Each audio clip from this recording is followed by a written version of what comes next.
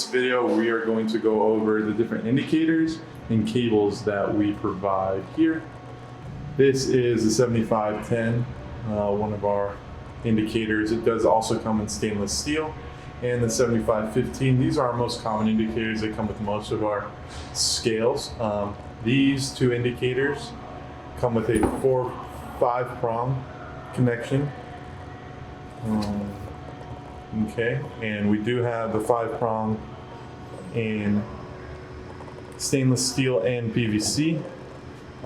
For if you're looking for a replacement cable, you can get the double prong, so you are going to be connecting into a short cable, or you're going to be going straight into the junction box, so you would require the bare wire. So you have the 5 prong pins here.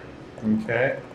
If you are replacing the IN-202 or the 520 indicator, these indicators do require a 4 prong pin, and we call this the big 4 prong pin.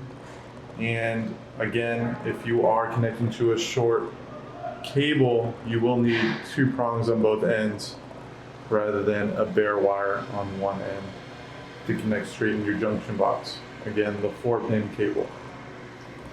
Okay, the reason we call this the big 4 is because we have an old version of the 7515C here with a small 4 connection, and you can see the size difference here.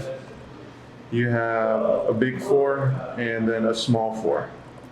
So here we do have one with a bare wire cut.